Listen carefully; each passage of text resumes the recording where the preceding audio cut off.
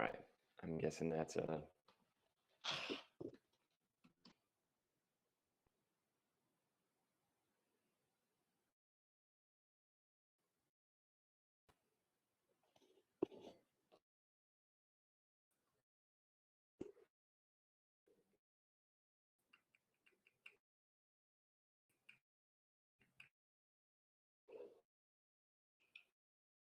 here we go. How's it going, everybody?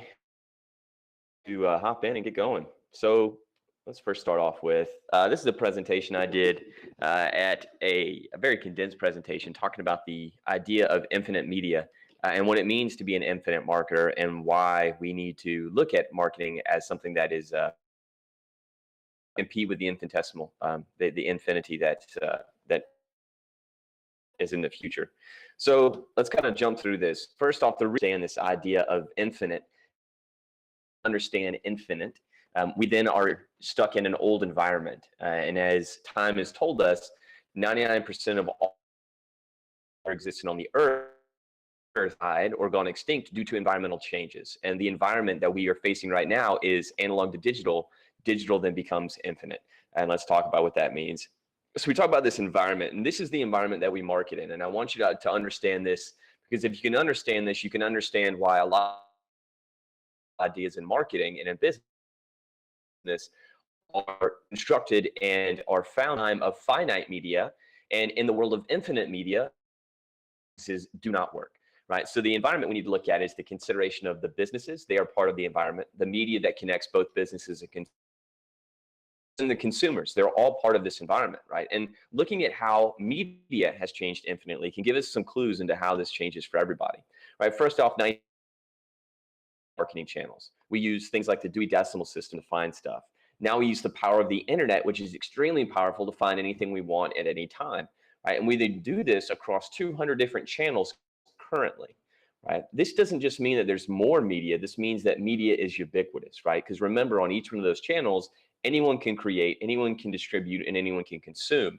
And they can do that from a mobile device. And then you add on that to the idea that more people have a cell phone than have access to clean drinking water or electricity. And you get into this extremely large amount of content that's being created by anybody, right? And it's not just businesses that are creating ads. It's things like this that pop into your newsfeed that we as businesses have to compete with, because this is now noise, right? These are then the conversations that we really can't have a relevant conversation around.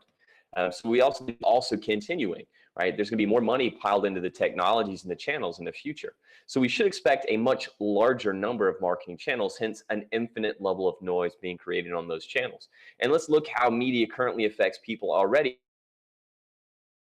First off, media changes the cultures. Every culture has had a media shift.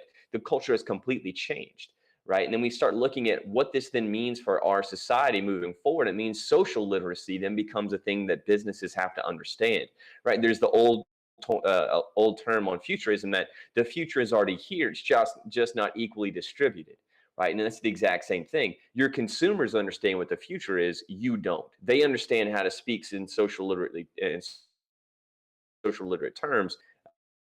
And really what this means is to be social literate understands that the people are just wanting to bypass bullshit. Same reason when you walk into a department store and someone says, "Hey, can I help you?" You say, "No, thanks." It's same idea. And this is how we do that digitally, right? We have this always on mentality.